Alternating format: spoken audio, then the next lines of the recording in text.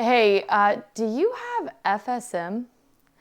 Fear of social media, or FSM, is a common condition associated with the fear of the active engagement of social media.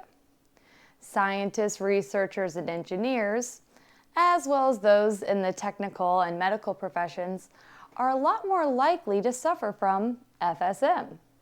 Good morning and happy Halloween. Dr. B here, and if you think you may be suffering from FSM, you are in for a real treat today. I used to have FSM. I was terrified of social media for several reasons. Perhaps you can relate. As a grad student in the scientific community, we're kind of brought up thinking that research and scientific contribution are the only things worth doing. That time spent doing anything else was not only a waste of time, but a waste of precious time. The research we're doing could lead to groundbreaking discoveries that could even save lives. So I was kind of afraid of putting myself out there for others to judge as a time waster. And as scientists, we're taught to think critically, which doesn't stop at the bench. I was also afraid of putting stuff out there that could be misconstrued and potentially harm my reputation or the community that I was part of. See, when I thought of social media, sirens went off in my head. In my mind, I pictured things like the wild and crazy party animals, the controversial posters, and the likes to fight guys. And when I saw people scrolling on social media, they were always watching something dumb like silly cat videos. Or one of those characters I just described doing something pointless. So I did what you've probably been doing, avoiding it at all costs. Basically treating social media like biohazardous waste you gotta handle double gloved with full PPE. I don't have time to waste watching or posting dumb stuff on social media. There are people dying out there. They need answers and cures. On the other hand, there were so many times I was doing something cool, like at the bench or in the hood, like magnetic cell isolation, multiplexing flow cytometry, or using the seahorse to look at metabolic shifts in T cells. Thinking, I should make a video. Maybe it could help someone else. I certainly would have loved to have the chance to watch someone else do some of those complicated things, before trying to do it myself. It probably would have saved me time, avoided mistakes, and shortened my learning curve. But at the time, my fears wouldn't allow me to even entertain the idea that social media could be used for something else, something valuable. Even though I should have realized it because I usually had an audience in the lab, ranging from PIs to undergrads, field experts, and even teenagers. An entourage of brilliance whom I humbly served. But instead, I let my fears get in the way and fell for the excuses of my mind saying, nobody cares. If it was that valuable, someone else, someone better than you, would have already done it. Why would anyone listen to you anyway? You're just a nobody Ph.D. student. But I was wrong.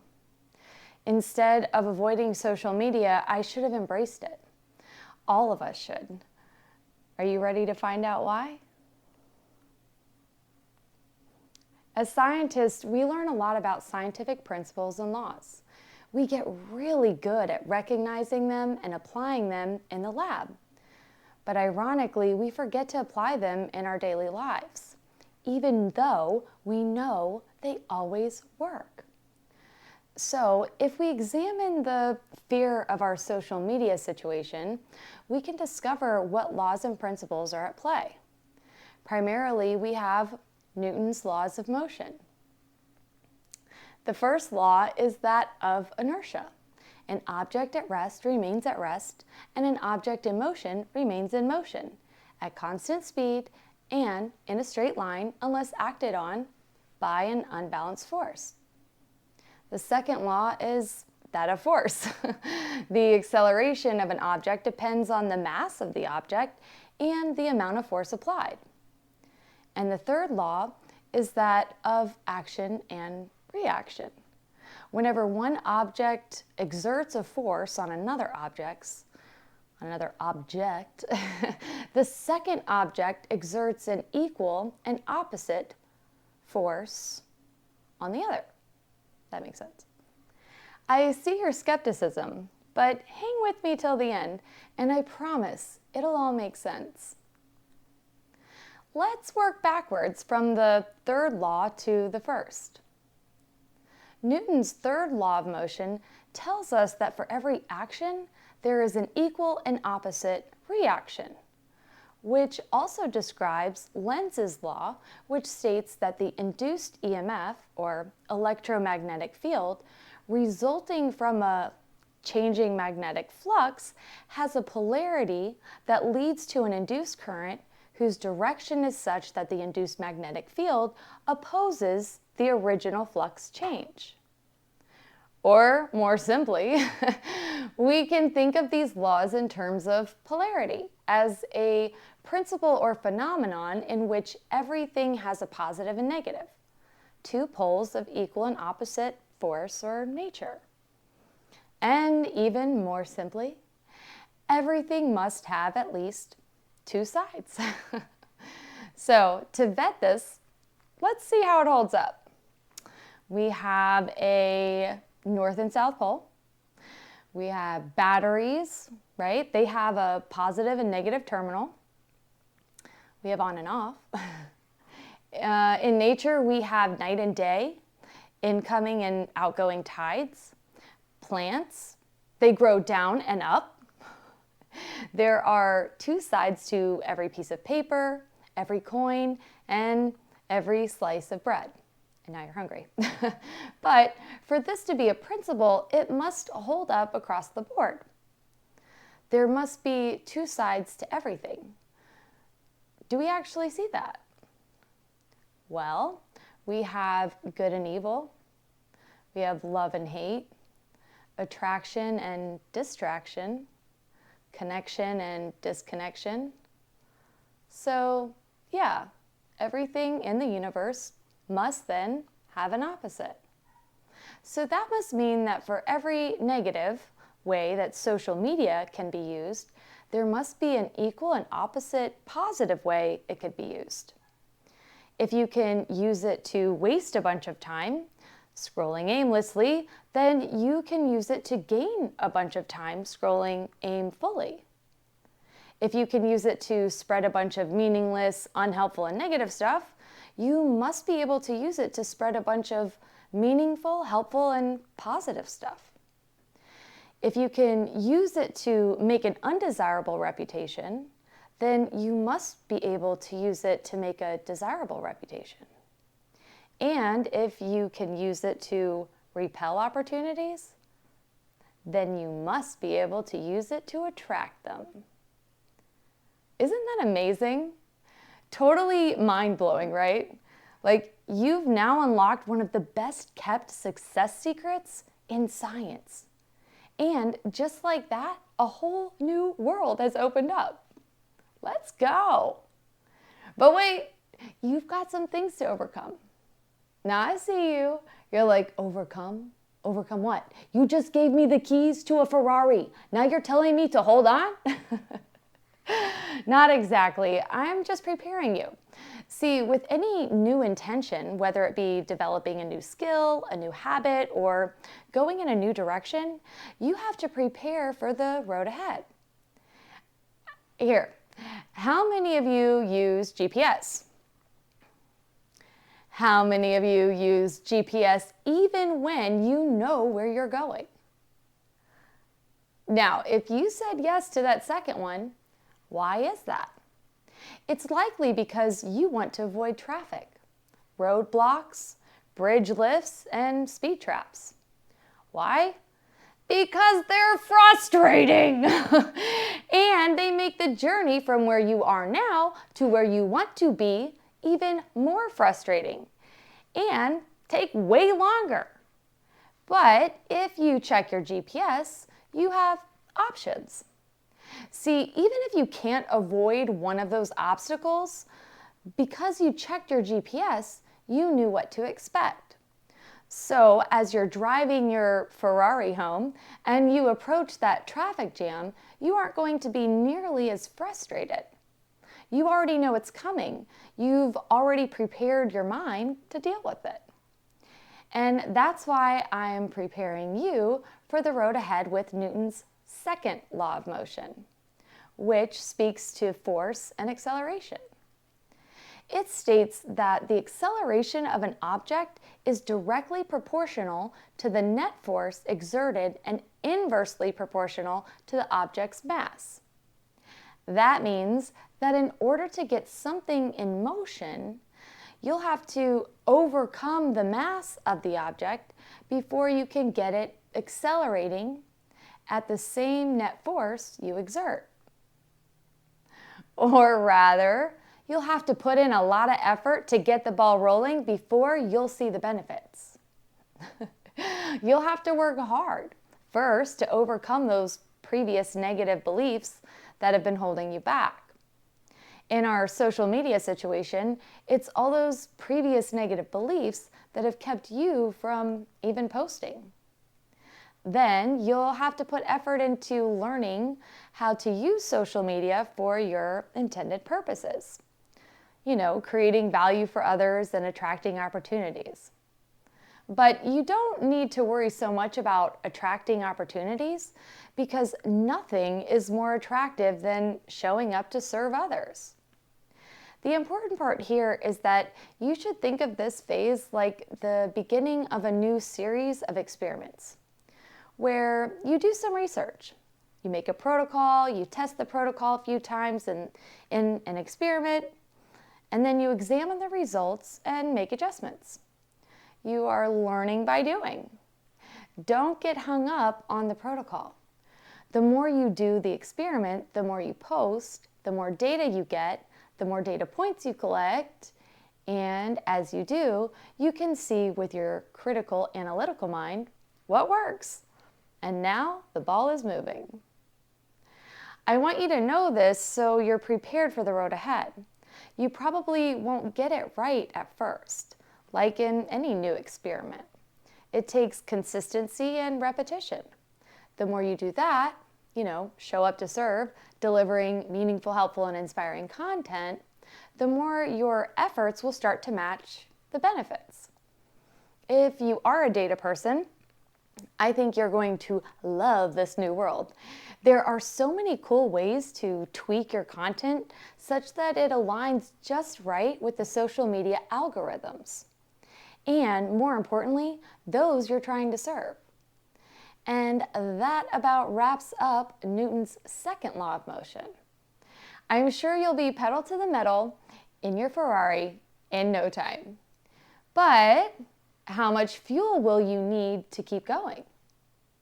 I think you'll be happy to know that it can get a bit easier with this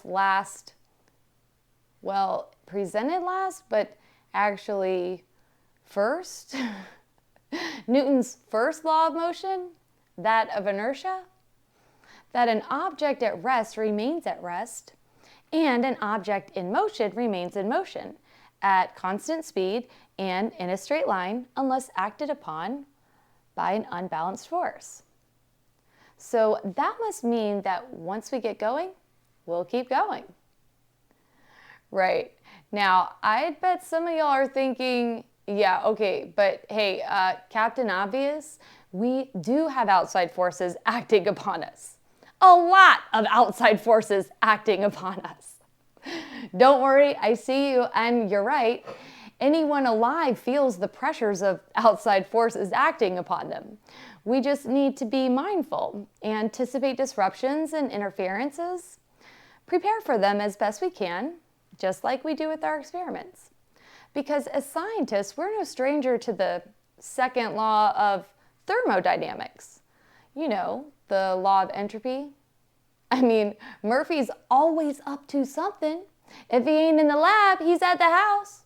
So expect the unexpected. And above all, as you get going, remember why you're doing what you're doing, the who's you are trying to serve, and mind your social media mission. There's going to be a lot of advice out there, some good, some not so good. And what works for one may not work for another, might not work for you. But the important thing to think about here is if it doesn't fit your mission, if it isn't meaningful, helpful, or inspiring, don't do it and don't buy into it.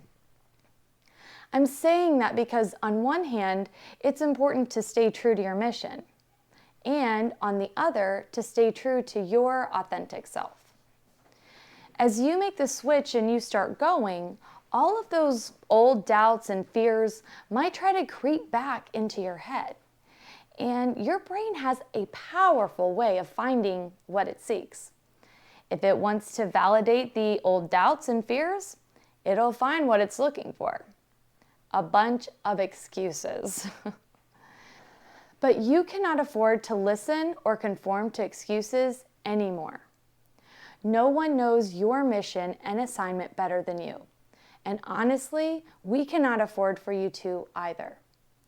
The unfortunate reality here is that while we are so willing to sacrifice all our precious time at the bench, losing sleep and connection with our loved ones for the greater good, I mean, what you are doing is really important. Many of you really are working on enhancing and saving lives. But have you ever stopped to think about how much faster we might be able to do that if we just started sharing real, valuable insights with each other?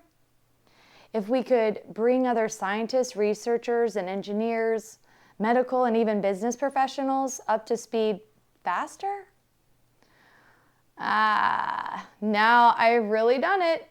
I hit the old IP, intellectual property, nerve. I'm not saying that you should give it all away. I'm saying that we can make greater advancements towards our ultimate goals, like curing cancers, if we work as a team, shedding light where we can so that others might not have to stumble so much. And, for the most part, I'm not all that worried about IP. I mean, I get about 1 million fantastic ideas a day. I neither have, I neither have all the insights and resources, nor the passion, desire, and drive to work on all of them. I mean, just as soon as I give one away, I got 100 more. Plus, I get so excited when I get to see the results. To me, it's like a blessing to get the answer without having to do all the work. For real? Let's go. We have to stop looking at each other like they're out to steal your ideas.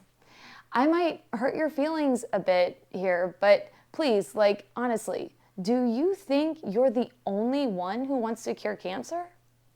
The only one who wants to cure heart disease, diabetes, MS, AD, ALS, ABCDEFG? Come on. We're all being affected by these things. We all want answers. We all want cures. So it's time to bridge the gap and be a blessing. Because the reality here is that this selfishness, this self-centeredness, and egos are what's getting in the way of curing these things. If we could just get out of our own heads and stop worrying about what others might think, what others might say or do, what advantage or reward someone else might get instead of us, and actually, take a deeper look at the bigger picture of what's at stake here, we would finally see the what's at stake for the who's at stake. The patients, the people, the precious human lives that they actually are. Maybe then we'd finally realize that our self-centered what's can't even begin to compare with the value of the whos. So no, no, you don't have time to waste on silly cat videos. Sorry. You don't have time to waste thinking about your selfness, including things like your self-doubt or self-sufficiency. And in a world where the public is only seeing the negative side of science, it's time to show them we aren't all like that. It's time for us to step away from the bench, come out of our shells, and be the change so we can actually see the change. I know you can do it. I know how much you care about helping people. I know how much you want to cure diseases and make the world a better place. That's why you went into the field you're in the first place. So let's start showing up, contributing meaningful, helpful, and inspiring content in a way that serves people where they are. On social media! Let's give them something positive to talk about, something that helps them, something that empowers and encourages them, and something that truly inspires them. So now you know you've got the keys, the principles, and the conviction. There's only one question left. Are you going to drive that Ferrari, or are you going to leave it in the driveway? Until next time, thank you for watching. If this resonated with you, inspired you, and blessed you, don't forget to do all that YouTube-y social media stuff, like, subscribe, and even drop me a comment. I'm always grateful for feedback and happy to serve. Stay blessed, and as always, thank you for using communication that inspires.